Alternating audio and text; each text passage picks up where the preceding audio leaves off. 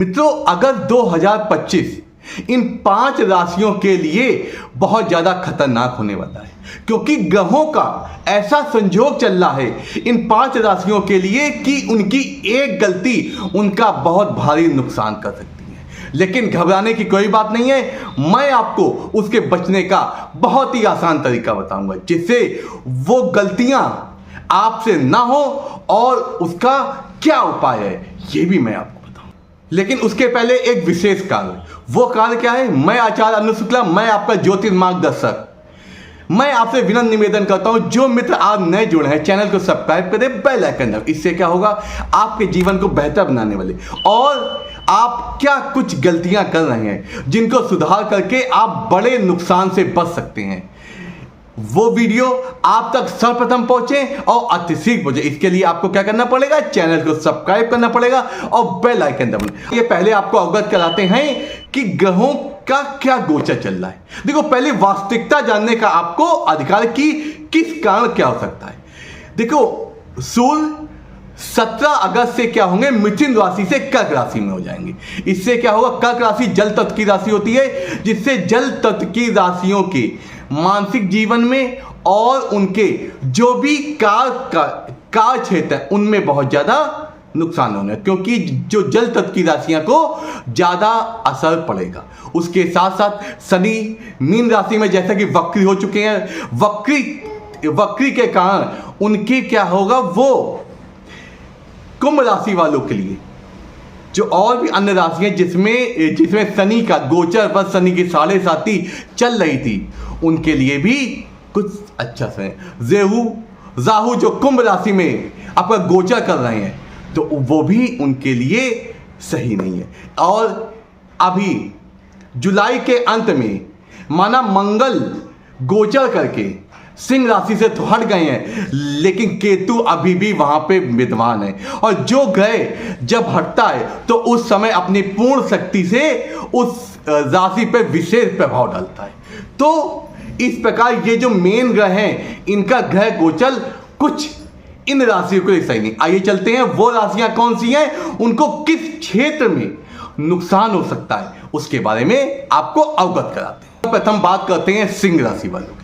जैसा कि हमने जुलाई में देखा, सिंह राशि में मंगल और केतु की स्थिति बनी थी। इसके कारण उनके मन में जो गलत फहमियां और भ्रम की स्थिति हो रही थी, और आवेश के कारण उन्होंने अपने चीजें जो बिगाड़ ली थी, वो अगस्त माह में उसका असर दिखाई देगा और वो धीरे धीरे सही रास्ते पर ही। मंगल तो सिंह राशि से हट गए हैं, लेकिन केतु भी अभी भी विद्यमान है, क्योंकि केतु भी मंगल की तरीके कार्य करते हैं। इसलिए आपको अपने गुस्से को नॉर्म और जो स्थितियां आपने बिगड़ गई थी उसमें आत्मचिंतन भी करना चाहिए, कैसे उसको सुधारा जाए। और निवेश आदि के लिए आपके लिए ये समय अभी अच्छा नहीं है, इसलिए धैर्य का आप पालन करें। आवेश में आके या जल्दबाजी में आके कहीं पे गलत निवेश ना कर डालें, जिससे आपको उसका हर्जाना भुगतना। बारी आती है मीन राशि की। जैसा कि मैंने आपको बताया, मीन राशि में शनि वक्री हो गए हैं।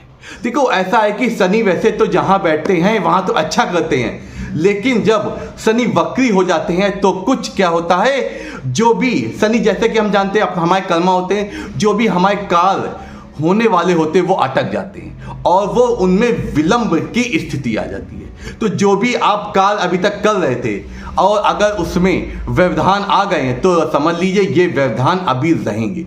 तो आपको इसमें शनि का विशेष उपाय करके वो जो अटके हुए कार्य हैं, जो कार्य बन नहीं रहे थे, उनके लिए आपको शनि देव। और इसके साथ साथ आपकी सेहत में भी गड़बड़ी हो सकती है और आपको मानसिक उलझने, मानसिक टेंशन। देखो, जब मन सही रहेगा तो सब कुछ सही रहेगा, लेकिन वही आपको बुद्धि विवेक से कार्य करने की आवश्यकता है। अब बात आती है कुंभ राशि की। जैसा कि हम जानते हैं, कुंभ राशि में राहु देव गोचर कर रहे हैं। इससे क्या होगा, राहु देव जब गोचर करते हैं तो व्यक्ति के मन में हमेशा भ्रम की स्थिति बन जाती है और हमेशा जल्दबाजी, हर कार्य में जल्दबाजी करता है। और आप जानते हैं कि जल्दबाजी भी कभी भी किसी के लिए हितकर नहीं हो सकती है। इसलिए कुंभ राशि वालों को अपने बुद्धि विवेक का ध्यान में रख के कार्य करना चाहिए। और किसी भी निर्णय लेने पहले, कोई भी कार्य चालू करने पीछे पहले जल्दबाजी ना करें, क्योंकि आपको हमेशा भ्रम की स्थिति बनी रहेगी और जिससे कार्य आप जल्दबाजी के कारण आपके जो रिश्ते हैं, जो आपके संबंध हैं, किसी बिजनेस संबंध या वैवाहिक संबंध, इसमें आपको उतार चढ़ाव हमेशा बना। कन्या राशि वालों के लिए धन भाव में दोष के कारण खर्चे की स्थिति बनी रहेगी। आपके पास अनावश्यक खर्चे आते रहेंगे। आपका इस समय खर्चा स्वास्थ्य में और उसके साथ साथ यात्राओं में खर्चा, बेफिजूल खर्चे होने के योग बन रहे हैं। इसलिए आपको कहीं भी जहां तक हो सके, जब बहुत ज्यादा जरूरी हो तो यात्रा करें और अनावश्यक कार्यों में, व्यर्थ के कार्यों में पैसा निवेश ना करें, क्योंकि ये पैसा आपका फंस भी सकता है और उससे उसके प्रति आपको दीर्घकालिक आपको नुकसान भी हो सकता है। और धनु राशि वालों के लिए जो आपकी जॉब इत्यादि में प्रमोशन की स्थिति बन रही थी, वो उसमें विलंब आएगा, क्योंकि अभी गुरु की दृष्टि बहुत कमजोर है। इसलिए गुरु की दृष्टि कमजोर होने के कारण जो भी आपके प्रमोशन और जो आपके सहपाठी या माने आपके कलीग लोग थे, उनसे भी वाद विवाद इत्यादि स्थिति बन सकती है, जिससे उनका आपके प्रति जो अवधारणा थी वो चेंज हो सकती है। तो ये इन भावों में, इन जगहों में आपको समस्या आ जाती है। अब चलते हैं इनके क्या उपाय हैं उसको। आपको मंगलवार के दिन हनुमान चालीसा का पाठ करना है और शिव जी के ऊपर लाल मसूर की दाल अवश्य चढ़ाएं। और शनिवार के दिन पीपल के वृक्ष में जलाभिषेक अवश्य करें। इससे क्या होगा, शनि से संबंधित जो भी दिक्कतें आएंगी वो दूर हो जाएंगी। और जहां तक हो सके छाया दान अवश्य करें। और रविवार के दिन सूर्य को जल दें। इससे क्या होगा, आपके अंदर आत्मविश्वास भी बढ़ेगा, आपको सोचने समझने की शक्ति आएगी। जिन कार्यों में आप डिसीजन नहीं ले पा रहे थे, उस कारण उन कार्यों में विवेक से आप डिसीजन भी लेंगे और आपके कार्य भी अच्छी तरह निपटेंगे। लेकिन ऐसा नहीं है कि अगस्त माह हर राशि के लिए बेकार है, लेकिन कुछ राशियां ऐसी हैं अगस्त माह बहुत ही अच्छा होने वाला है। वो राशियां कौन सी?